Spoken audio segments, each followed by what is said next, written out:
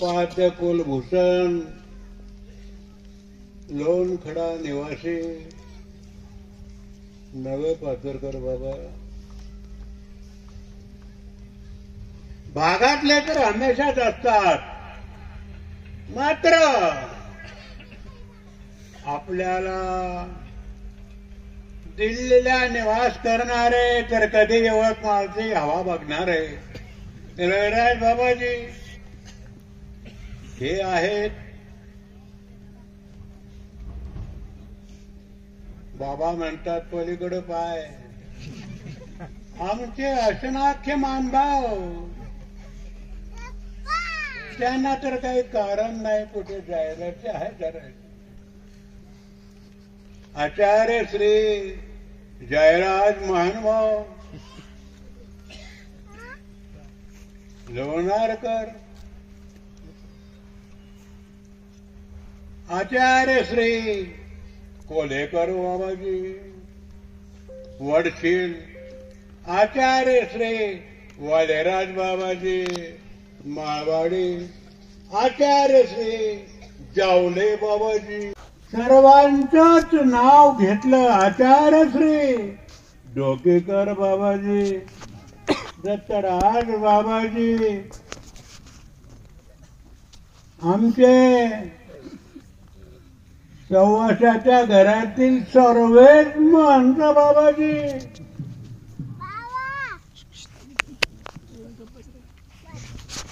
संत, सर्वांचे नाव घेतलं.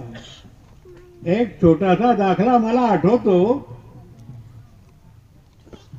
पंडित भीष्माचार्य होते, प्रकांड पंडित होते, फार विद्वान होते. मात्र मार्गातील काही गोष्टी पाहून ते विपरीत झाले. पंथावर त्यांनी निंदा पत्रक छापली आणि त्या निंदा पत्रकामुळे त्यांच्या अंगी महारोग बांधला. त्यांच्या ठिकाणी असलेली ती ज्ञानशक्ती पुन्हा पुन्हा धक्का मारायची. तू हे काय केलंस, तू हे काय केलंस. त्यांनी मार्गमंजरी नावाचं स्तोत्र केलं. त्याच्यात अगोदर वंदनास्थमान भावांना नमस्कार आहे. आणि असं म्हणतात ते स्तोत्र म्हटल्यानंतर त्यांचा महारोग नष्ट झाला. आपण सर्व गुरुतुल्य गुरुजन आहात. आपल्याला मी काय बरं उपदेश करणार. आपल्या नाव घेतल्याने भीष्माचार्यांचा महारोग जातो, तर माझ्यासारख्या दमाचा रोग तर नक्कीच जाईल. पण नमनाला सवामान तेल जाळलं कपडो लावणे कधी म्हणू. म्हणून मला जे सांगावंसं वाटतं,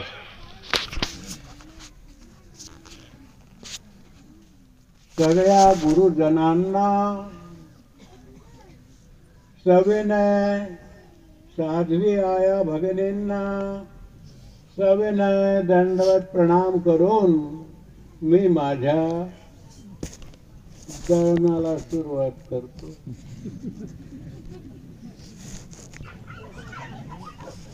संतांच्या माग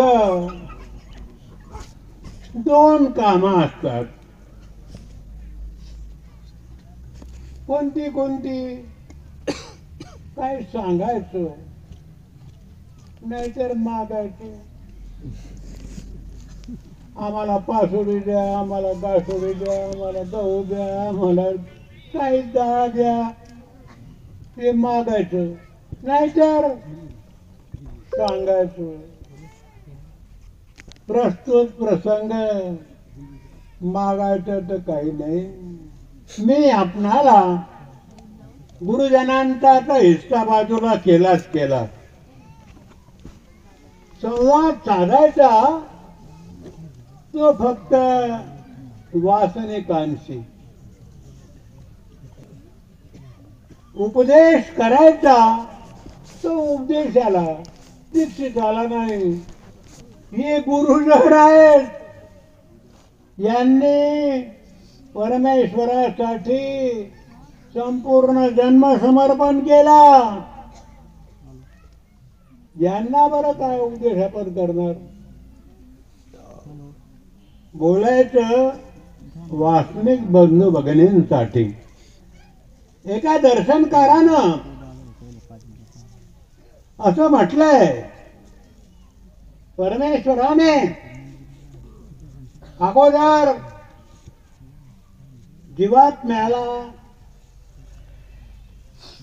एक छोटस बावलं करून दाखवलं. अरे ती रॅट, रॅट म्हणजे उंदीर. या जीवाला सांगितलं, अरे या उंदराच्या जायचं म्हणायचे, मी उंदीर होऊन तू तू तू तू करणार नाही. अरे ती रॅट मांजर, ही त्याच्यापेक्षा पॉवरफुल आहे. म्हणे नको, मला म्याव म्याव नाही आवडत. डॉग, देवजू डॉग, डॉग म्हणजे कुत्रा, हा तिच्यापेक्षा पॉवरफुल. म्हणे नाही, ते शेपूट हलवणं, गोंडा घालणं हे माझा पथ्यातच नाही. एक एक पुतळा करत गेला परमेश्वर, आणि हा जीवात्मा नाही नाही म्हणत गेला. सगळ्यांच्या शेवटी 32 लक्षणी माणसाचा पुतळा तयार केला. माणसाचा पुतळा केल्यानंतर हा जीवात्मा पोट धरून हसला. भगवंता, हे बावलं खरंच मला आवडलं. या पुतळ्यात मी जाऊ इच्छितो. भगवंत म्हणतात, बाबा रे, माझ तुला कोण्याही प्रकारे बंधन अडकाठी नाही. तू पाहिजे जो पुतळा घे. मात्र या माणसाचा जन्मात गेल्यानंतर माणसानं माणसाशी माणसासारखं वागावं. सर्वसामान्य मानवता जो धर्म आहे, हा मानवता धर्माचं पालन जर केलं तरच ठीक. जर कदाचित माणसाचा जन्मात जाऊन तू माणसासारखा नाही वागला तर तुला आतापर्यंत जेवढ्या प्रतिमा करून दाखवल्या त्या प्रत्येक प्रतिमेच्या जन्मात जावं लागेल. संत तुकोबाराय म्हणतात, एक एक योनी, एक एक योनी, कोटी कोटी फेरा, मनुष्य देहाचा वारा मग लागे. 4 खाणी आहेत, जारद, अंडद, स्वेदद, अनुद्भिद. जारद, जारापासून पैदा होणारे माणसं आणि जनावर हे जारापासून पैदा होतात. अंडद, अंड्यातून कागबाई कुठे चालली सगळ्याचे नाही माहिती आहेत काय. कोणी उठायच्या घरी झाल्याचं मी चालली. असे सगळे वक्त श्रोते काय वक्तव्य करत, ज्यांच्या गेल्यानं श्रभेला भोको पडतात, हवा निघून जाते. जारद माणसाने जनावर, अंडद अंड्यातून पैदा होणारे पक्षी आणि सर्प हे अंडच आहेत. स्वेदन उवाने लिखा आमच्या आयाबाईने तुम्हा जपाव घे मी तू जपाते ते स्वेदन उद्भिद भूमी आणि उदक या दोघांच्या संगमातून जे निष्पन्न होत वृक्षाने वेली हे उद्भिद नावाची खाण आहे. एका खाणीत 22 लाख 22 चोक 21 लाख 21 चोक 84 लक्ष योनी भोगुनी आला प्राणी. अर्थात सज्जन हो, आपल्याला लक्षात आला असेल की सर्व जन्मात श्रेष्ठ जन्म माणसाचा आहे. वाघासारखा क्रूर हिंस्र प्राणी, हत्यासारखा अजस्र गेंड्यासारखा शक्तिवान. सर्कस मध्ये तो रिंग मास्टर असतो, त्याच्या इशाऱ्यावर नाचतात. माणसाला साऱ्या सृष्टीचा राजा केला. माणसाच्या ताब्यात सारी सृष्टी गेली. सारी सृष्टी माणसानं चलन करायचं, त्याचं हँडल करायचं यंत्र माणसाच्या हाती दिलं. मात्र माणसानं माणसासारखं वागलं पाहिजे. आणि याच्यासाठी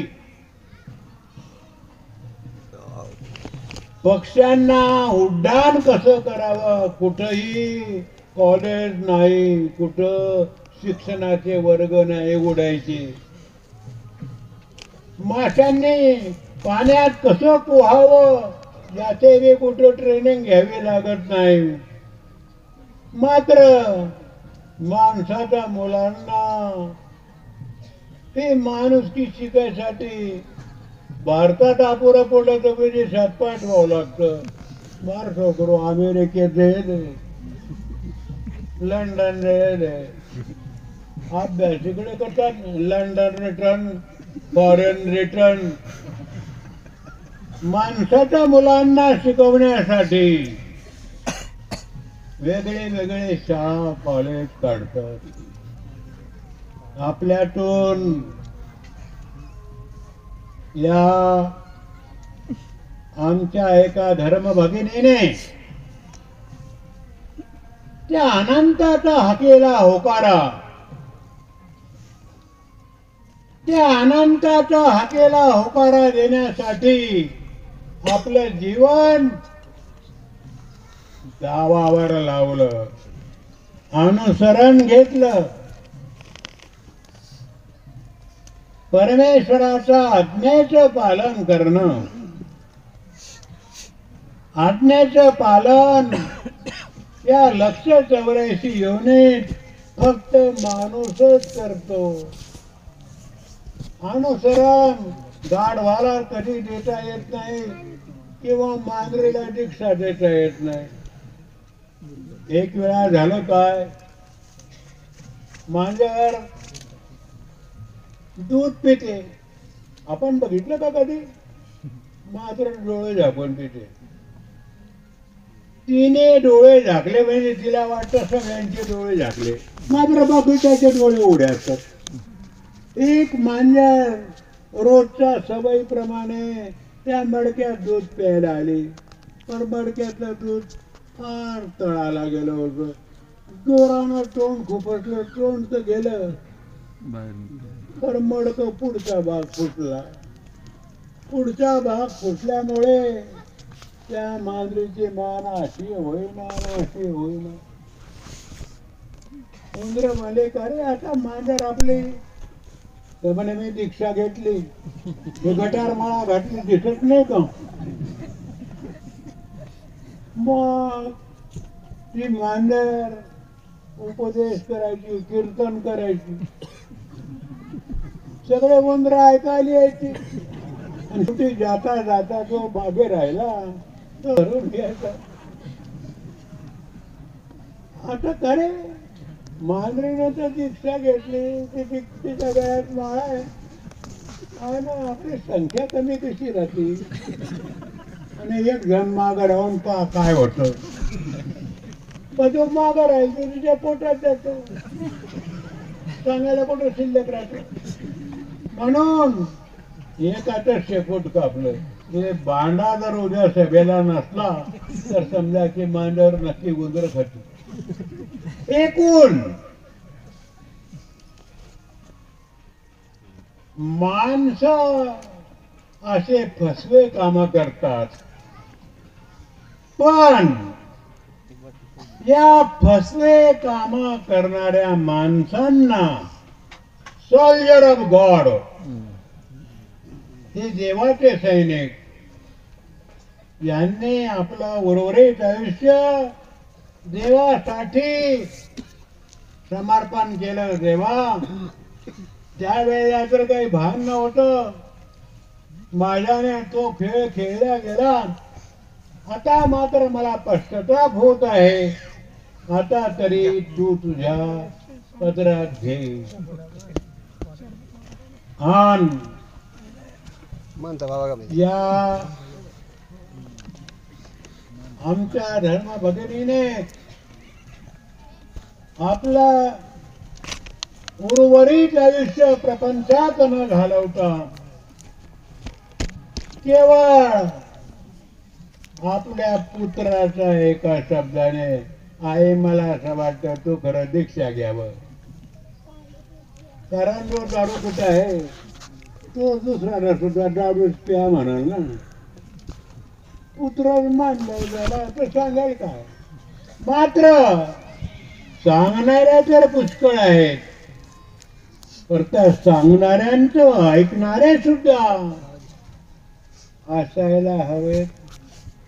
आणि आमच्या या धर्म भगिनीने क्षणाचाही विचार न करता, कदाचित तुला जर वाटत असेल की तुझी आई खरंच संन्यस्त व्हावी, उपदेश द्यावा, हा तर जुना शिरस्ता आहे. मात्र कधी कधी पुत्राने उपदेश द्यावा आणि मातेने तो मानावा, हा सुद्धा वेगळाच आदर्श आहे. पहा बंधूंना, आमच्या धर्म भगिनीने आपल्या बाळाचे शब्द खरे करून दाखवले. अनुसरणासाठी आपलं उर्वरित आयुष्य श्रीचरणी समर्पण केलं. है काम आदमी का, है काम आदमी का, औरों के काम आना, जीना तो है उसी का जिसने ये राज जाना. माणसाच्या जन्मात आल्यानंतर माणसाचं कर्तव्य जे आहे, खरं सुख भोगात नसून त्यागात आहे.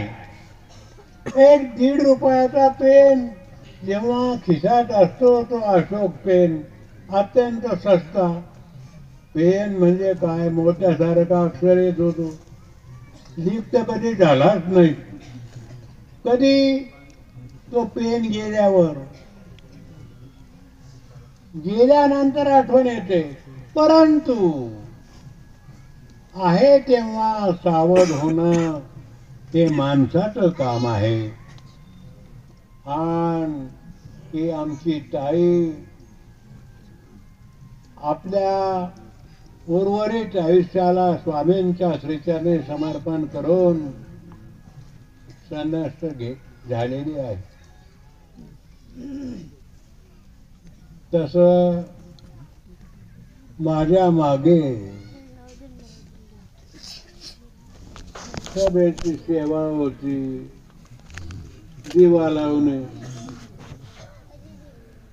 तरी त्यांना म्हटलं होतं की सगळ्या वाती एकत्र करा रे.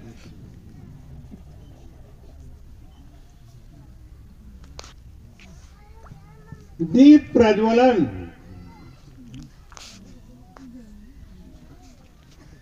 तमसोमा ज्योतिर्गमय, मृतोमा मृतगमय, असतोमा सद्गमय. असत्यातून सत्याकडे, मृत्यूतून अमरत्वाकडे, अंधारातून प्रकाशाकडे ही ज्योती संदेश देत असते. मात्र या मार्गाशी श्री दत्तात्रय प्रभू आदि कारण, या ज्ञान मार्गाची ज्योती स्वामी श्री चक्रधरजी चतुर्युगी चिरायू दत्त बाबा यांच्याकडे बोर्ड दाखवतात. फानुस बन के हिफाजत जिसकी हवा करे, फानुस बन के हिफाजत जिसकी हवा करे, वो क्षमा क्या बुझे जिसको रोशन खुदा करे. जरी कदाचित या मंचावर असलेला दीप तुम्हाला विझवलेला दिसत असेल, विझलेला दिसत असेल, मालवलेला दिसत असेल, पर तशीही ज्ञानाची ज्योत नाही. आमच्या पूर्वसुरींनी, दत्ताजी शिंदे म्हणतो बचेंगे तो और भी लढेंगे, आमच्या पूर्वसुरींनी शेवटच्या क्षणापर्यंत जीवन वेचून जीवनातला इत्यर्थ काढला की परमार्थाचा शेवट करा, शेवट परमार्थात तरी करा, स्वार्थात करू नका. बोलावा तर बरंच वाटतं, पर माझ्या मागे मोठे मोठे शास्त्री विद्वान म्हणतो बाबा अशी मंडळी बोलणारी आहे, म्हणून मी माझं भान राखलेलं बरं. कोणी पुरे करा म्हणायच्या अगोदर मी माझ्या वक्तव्याला विराम देतो. सर्वे सुखिनो सन्तु, सर्वे सन्तु